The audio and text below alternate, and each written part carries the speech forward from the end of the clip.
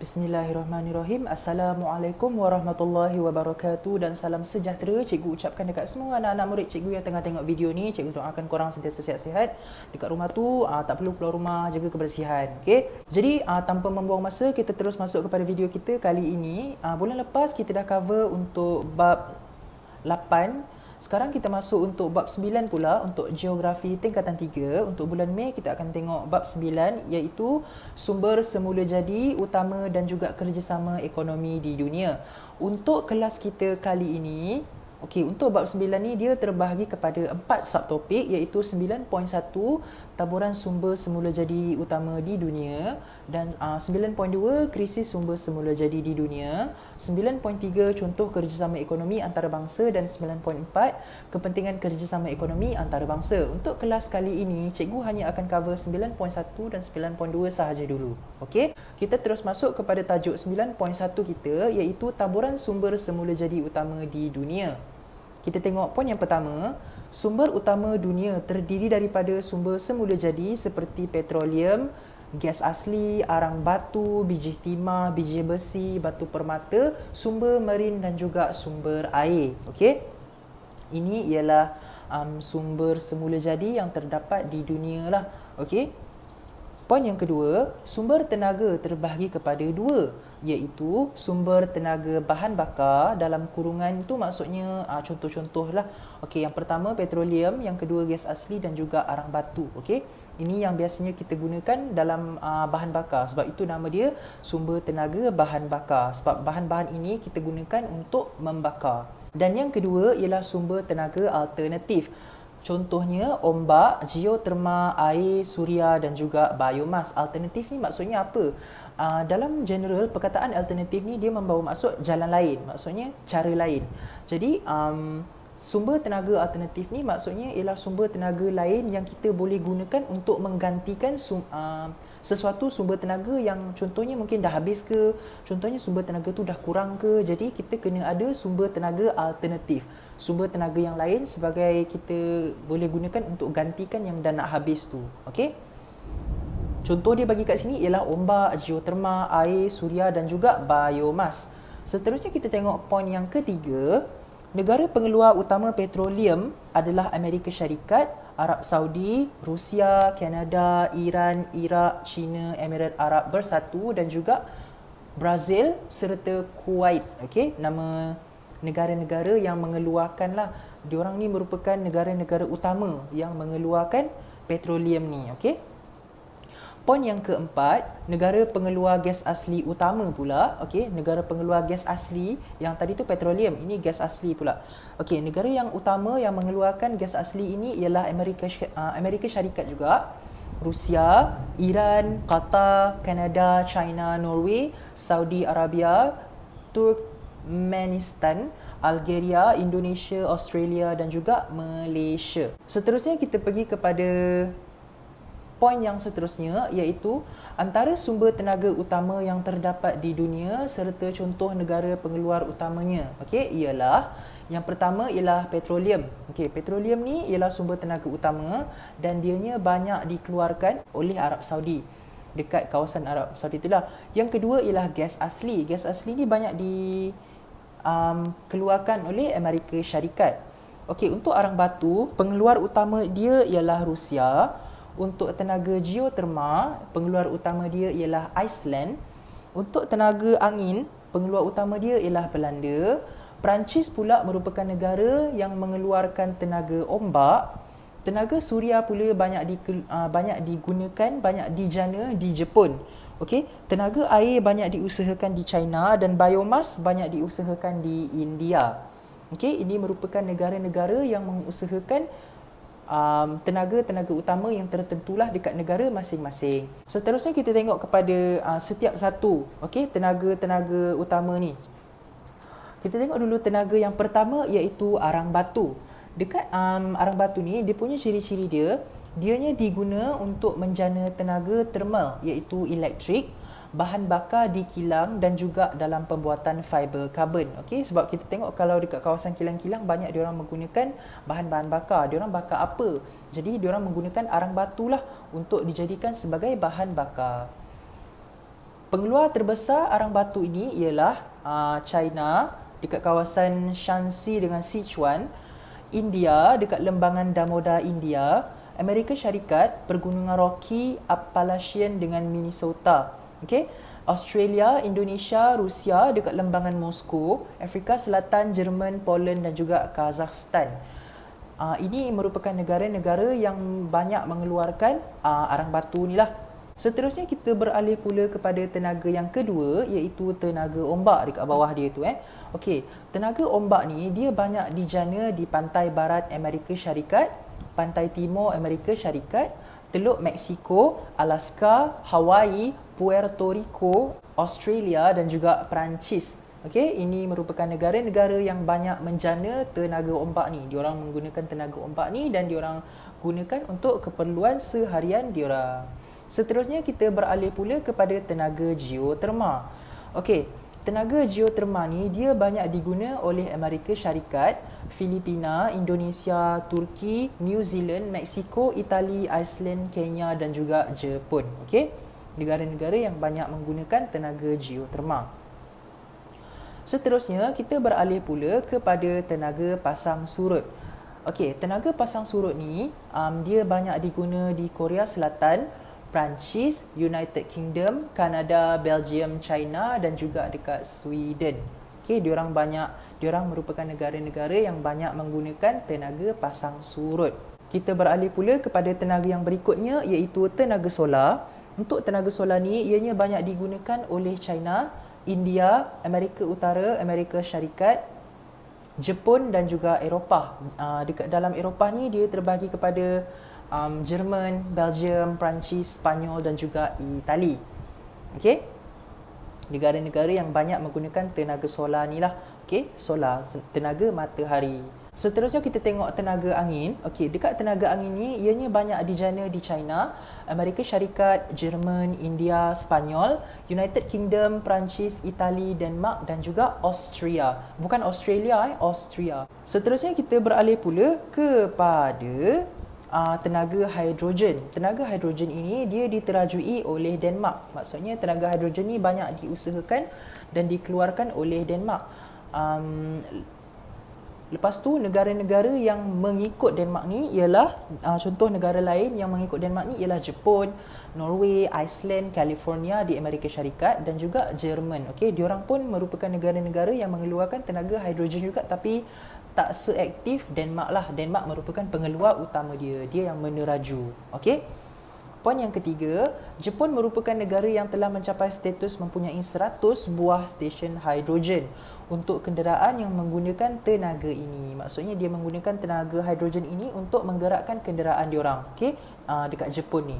Seterusnya tenaga biojisim ataupun biomas. Okey, tenaga jisim atau tenaga biomas ni dia bermaksud bahan sisa daripada benda hidup seperti hidupan dan tumbuhan, termasuk sisa kayu dan juga minyak masak. Okey, dia hasilkan tenaga biojisim ni daripada sisa benda hidup. Okey. Contohnya tumbuhan lah yang dikata tadi, sisa kayu ke apa-apa ke. Seterusnya, poin yang kedua dia, tenaga biojisim ataupun tenaga biomas ni dia digunakan untuk menghasilkan tenaga haba dan juga tenaga elektrik. Poin yang ketiga, tenaga biojisim ini menghasilkan etanol dan juga biodiesel yang boleh digunakan untuk menggerakkan kenderaan dan juga jentera. Okey, daripada tenaga biojisim dan tenaga biomas ni diorang hasilkan etanol dan juga biodiesel. Diesel yang kita selalu pakai dekat kereta tu, okey, motor dia boleh digunakan untuk menggerakkan kenderaan dan juga jentera diorang. Jadi lebih mudahlah diorang punya kerja dan juga diorang punya pergerakan seharian tu lebih mudah. Seterusnya, poin yang terakhir untuk tenaga biojisim atau biomas ni ialah ianya dijana di Amerika Syarikat, Brazil, China, Perancis, Kanada, Jerman, Spanyol, Thailand dan juga ianya ada juga dijana di India. Okey, ini merupakan negara-negara utama yang menjana tenaga jisim atau tenaga biojisim atau tenaga biomas ni lah. Okey. Okey, jadi itu serba sedikit mengenai sumber semula jadi yang terdapat di serata dunia. Sekarang kita beralih pula kepada tajuk 9.2 iaitu krisis sumber semula jadi di dunia. Krisis sumber semula jadi bermaksud pengeluaran sumber semula jadi kurang ataupun tidak mencukupi dan tidak dapat menampung permintaan terhadapnya. Okey, krisis ni bermaksud kita dah ada satu jenis sumber semula jadi dan permintaan terhadap sumber semula jadi ini terlampau banyak, terlampau tinggi sampai sumber yang kita dah ada tu tak cukup untuk menampung permintaan yang orang dah buat. Jadi ini dikira sebagai krisis. Okey. Lepas tu kita beralih pula kepada krisis dia. Yang pertama ialah kita tengok dia punya sebab kenapa berlakunya krisis-krisis ini. So kita tengok dulu yang pertama, perkembangan teknologi meningkatkan penggunaan sumber semula jadi. Okey. Maksudnya apabila teknologi kita makin membangun, teknologi yang kita dah ada sekarang ni semakin maju, jadi kita punya demand terhadap sumber semula jadi itu akan jadi lagi tinggi. Jadi apabila makin tinggi, kita akan mengalami krisis lah sebab sumber itu akan makin lama makin kurang. Jadi jika permintaan lagi banyak, dia akan lagi cepat habis. Okey? Dia akan jadi tidak cukup. So akan jadi krisis lah dekat situ.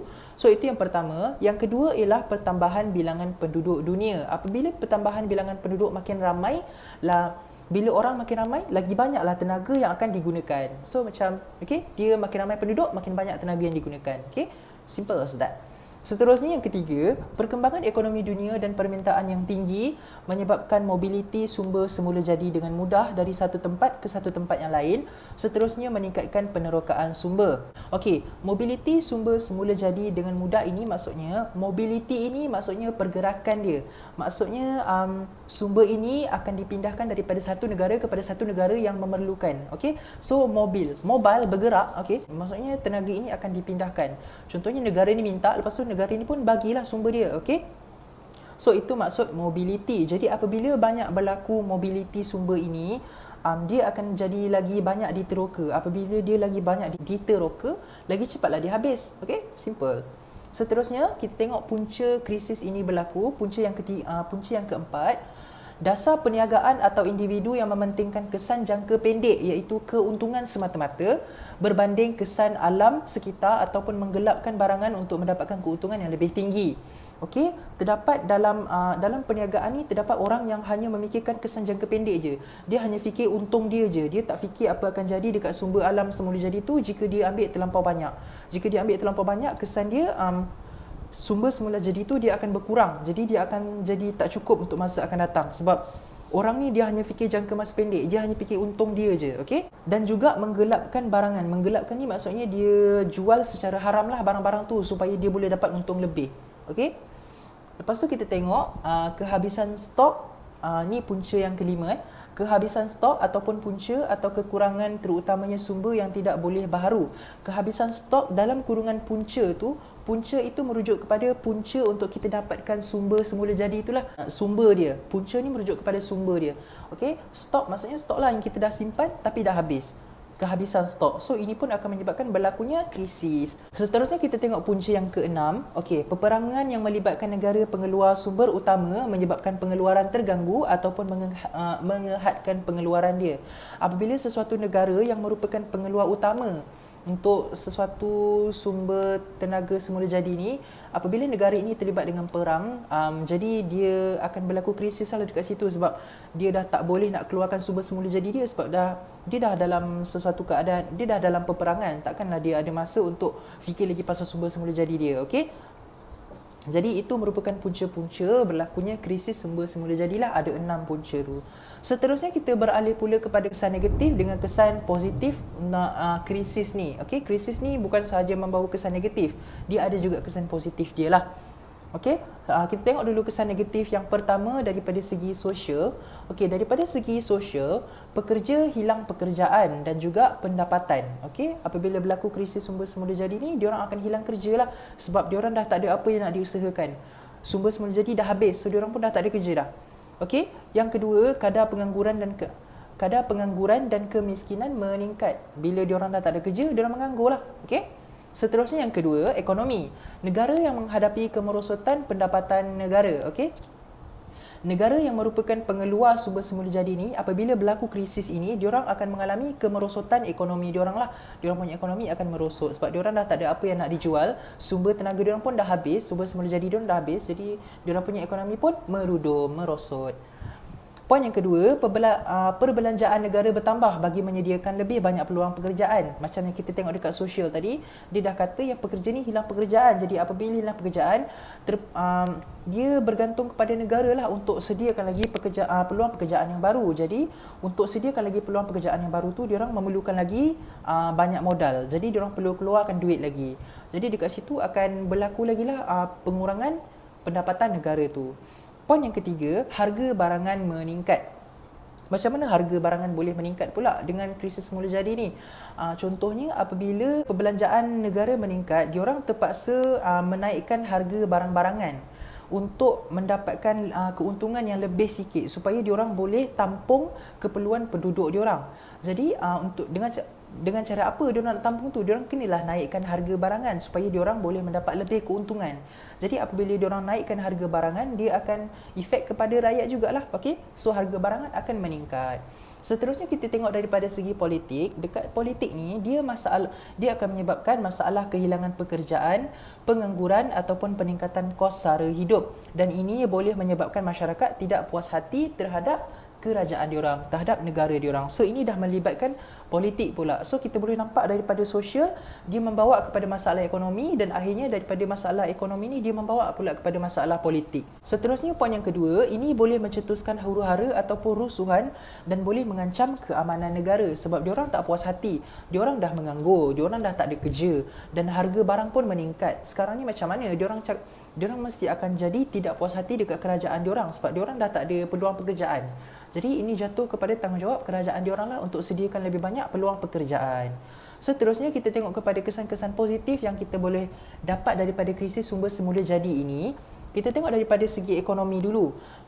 Apabila berlakunya krisis sumber semula jadi ini, ekonomi pendapatan daripada sektor ekonomi, pendapatan akan meningkat kerana permintaan tinggi menyebabkan harga sumber semula jadi meningkat. Contoh negara A, dia ada sumber petroleum yang banyak. Negara-negara lain semua dah habis. Jadi negara A ni dia boleh letakkan harga yang tinggi dekat dia punya sumber petroleum tu supaya orang beli. Sebab dia tahu negara-negara lain akan beli daripada dia juga sebab dia je yang ada sumber petroleum yang banyak sekarang ni. Negara-negara lain semua dah habis ataupun dah tak cukup. Jadi dia boleh letak harga yang tinggi sebab dia tahu negara-negara lain akan terpaksa beli dari dia juga. Jadi dekat situ dia boleh mendapat keuntungan lah. So ekonomi negara dia akan meningkat dekat negara A ni. Okay? Dia punya ekonomi akan meningkat. Lepas tu kita tengok poin yang kedua, dia akan menyebabkan penerokaan pekerjaan dalam sektor lain. Okay? Apabila berlakunya krisis sumber semula jadi ni, para pekerja yang contohnya pekerja-pekerja yang asalnya diorang bekerja dalam sumber petroleum tu, okey, diorang memang aktif bergiat dalam sumber petroleum tu. Tapi apabila berlakunya krisis sumber semula jadi ni, contohnya sumber petroleum tu makin sikit, makin kurang, jadi tenaga kerja untuk usahakan tenaga petroleum tu mestilah tak banyak, betul tak? Sebab sumber tu dah kurang, jadi tenaga pun tak perlulah ramai. Jadi apabila mereka-mereka yang dah tak ada kerja ni, diorang pun akan terus ke sektor lain, diorang pun akan ceburilah bidang lain pula untuk cari kerja lain pula sebab diorang dah tidak diperlukan dekat sumber petroleum tu. Okey, itu maksud dia penerokaan pekerjaan dalam sektor lain. Seterusnya kita tengok kepada dari segi politik pula. Dari segi politik, negara yang masih ada sumber tersebut semasa krisis menjadi semakin stabil kerana penduduk mempunyai peluang pekerjaan. Apabila berlaku krisis sumber semula jadi ni dekat negara-negara lain, kalau ada satu negara tu yang dia masih ada banyak sumber tu, jadi dia punya penduduk dekat negara tu dia akan ada pekerjaan yang stabil lah sebab diorang masih ada sumber tu. Poin yang kedua, pelbagai infrastruktur dapat disediakan kerana pendapatan negara meningkat. Ini yang kita tengok dekat ekonomi tadi, okey. Pendapatan negara dah meningkat, jadi diorang boleh bina banyak infrastruktur dan juga kemudahan awam kepada penduduk-penduduk dia. Itu daripada segi politik. Seterusnya kita beralih pula kepada peningkatan penyelidikan dan pembangunan, kesan positif dia. Dekat penyelidikan dan pembangunan ni, sumber alternatif diteroka ataupun diselidik. Sumber alternatif ni merujuk kepada sumber lain lah, macam yang cikgu kata dekat slide yang pertama sekali tadi. Apabila sesuatu sumber tu dah habis ataupun tidak mencukupi ataupun dah kurang, sesuatu negara ni diorang akan mengusahakan untuk cari sumber lain pula untuk gantikan sumber yang dah habis tu ataupun yang tak cukup tu. Okay? So sumber alternatif, sumber lain. dia akan teroka lah. Poin yang kedua, sumber alternatif mapan dikaji dan juga diselidik. Mapan ni maksud dia berterusan. Okey, mapan ni maksudnya berterusan. Jadi sumber alternatif mapan ni maksudnya sumber itu akan sentiasa ada. Contohnya tenaga matahari, tenaga ombak, tenaga angin. Benda itu kan sentiasa ada, betul tak? Kita tak akan kehabisan tenaga suria sebab matahari akan sentiasa ada. Jadi diorang boleh gunakan sumber matahari ni sebagai sumber alternatif lah. Okey. Poin yang ketiga, pembinaan bangunan lestari ataupun menggunakan teknologi hijau. Yang keempat, yang terakhir ialah perkembangan teknologi infrastruktur ataupun pembinaan yang lebih mampan. Mampan yang ini pula maksud dia kukuh. Berbeza mapan dengan mampan dia berbeza. Mapan ini maksudnya secara berterusan yang sentiasa ada. Mampan pula maksudnya yang kukuh, yang kuat, yang stabil. Okey? Jadi cikgu rasa itu saja dulu untuk kelas kita kali ini. Dan latihan yang cikgu nak pelajar semua buat ialah cikgu nak pelajar semua buka modul ini, modul yang dah diberikan ini dan terus refer kepada muka surat 8. Okey, cikgu nak pelajar semua buat latihan pada muka surat 8 ni dan juga muka surat 9 ni. Okey? Ini sahaja dulu. Setakat ini sahaja dulu yang kita dah cover. So cikgu nak pelajar buat 2 muka surat ini sahaja dulu. Daripada muka surat 1 sampai 7 tu dia ada nota-nota ringkas yang cikgu sediakan untuk bab 7 ni. Kalau pelajar nak baca daripada situ boleh, nak refer pada buku teks pun boleh, tak ada masalah. Jadi kalau ada apa-apa soalan yang tak faham, ada kekeliruan, ada yang penerangan cikgu yang kurang jelas, pelajar semua boleh ajukan dekat grup WhatsApp yang dah disediakan. InsyaAllah cikgu akan try jawab, tak ada masalah. Dan kita akan jumpa lagi untuk kelas akan datang macam biasa jugalah. Okey, Assalamualaikum, salam sejahtera.